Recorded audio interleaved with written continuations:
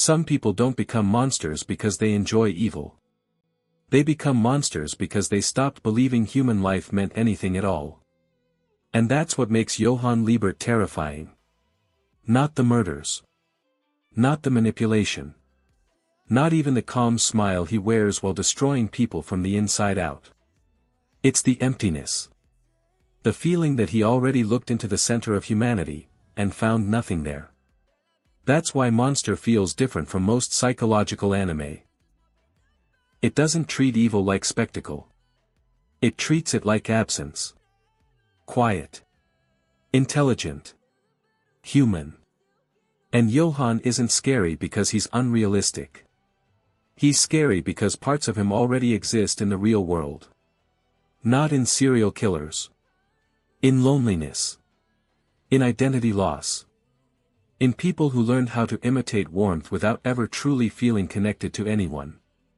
But that's not what this story is really about.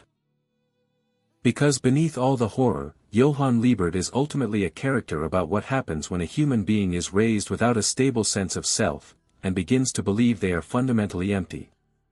And once you understand that, the entire story changes. At the beginning of Monster, Johan doesn't even seem like the villain. He's polite. Soft-spoken. Almost angelic. Dr. Tenma saves his life as a child, believing every human life has equal value. That decision destroys his career. But also sets the entire story in motion.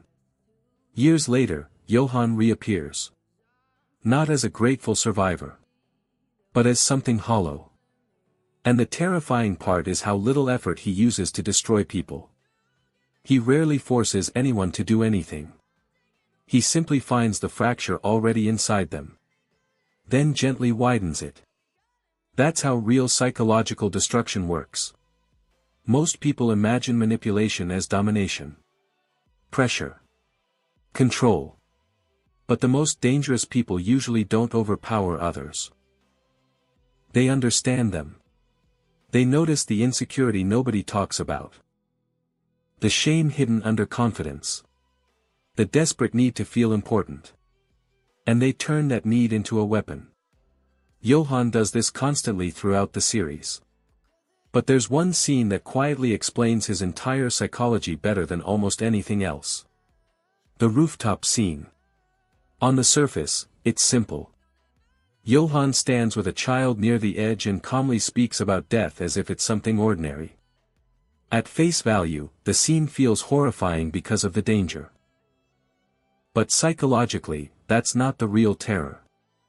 The real terror is Johan's emotional distance from life itself. He doesn't speak about death with hatred. Or rage. Or pleasure. He speaks about it like someone describing the weather.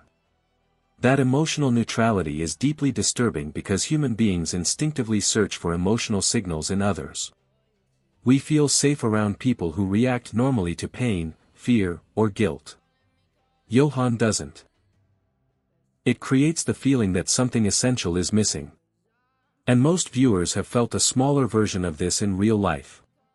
Meeting someone who says the correct words, smiles at the correct moments, behaves perfectly normally, but somehow still feels emotionally absent. Like there's nobody fully behind the performance. What makes Johan unforgettable is that he embodies that feeling completely. Not as a gimmick. As an identity crisis. Another crucial moment is the way Johan constantly changes roles depending on who he's speaking to. To some people, he becomes comforting. To others, intellectual. Gentle. Broken. Innocent. He reflects people back to themselves. At first, this just looks like manipulation. But psychologically, it reveals something darker. Johan doesn't seem to possess a fixed self at all. Most people spend their lives building an identity. Even insecure people usually have some internal core. Values, memories, emotional anchors. Johan feels fragmented. Like someone who learned to survive by becoming whatever other people needed him to be. And this connects directly to childhood trauma. Many people who grow up in unstable emotional environments become hyper-aware of other people's emotions. They learn adaptation instead of authenticity. Who do I need to be to stay safe? Who do I need to become to be loved? Which version of myself gets accepted? Most people never realize how much of their personality was built as protection. That's why Johan feels strangely human despite being horrifying. Because beneath the extremity, the emotional mechanism is recognizable. A person who stopped seeing themselves as real. And then there's the library scene. One of the most psychologically devastating moments in the series. Johan revisits the picture books connected to his childhood, stories filled with identity erasure, namelessness, and emotional annihilation. On the surface, it's backstory. But this scene is doing something most viewers feel without consciously registering. It shows how narratives shape identity. Human beings build themselves through stories. Family stories. National stories. Personal stories. I matter. I belong. I was loved. My life means something. But Johan was raised inside stories that erased individuality instead of nurturing it. He was treated less like a child, and more like an experiment. A symbol. A projection.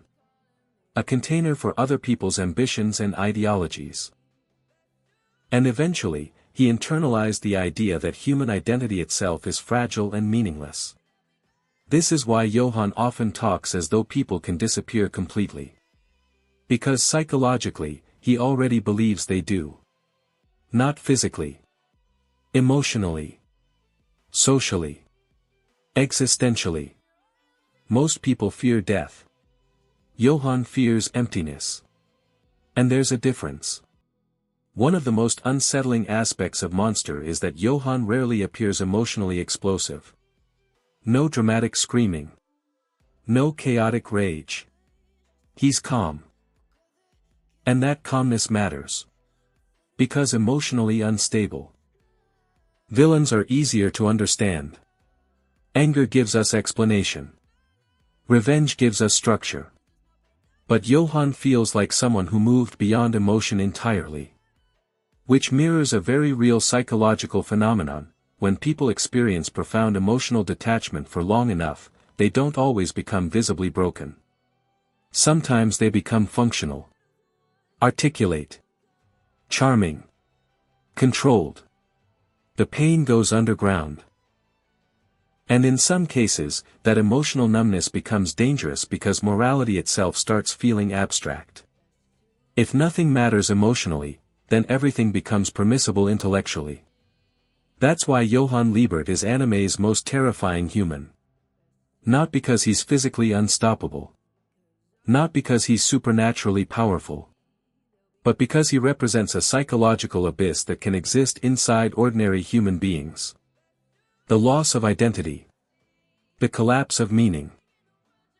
The emotional death that happens long before physical death ever arrives.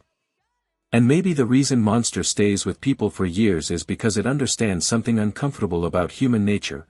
People do not become monsters overnight. Sometimes they disappear slowly. Emotion by emotion. Connection by connection. Truth by truth. Until eventually there's almost nothing left inside them at all. And the scariest part? Some people around them never even notice. If this story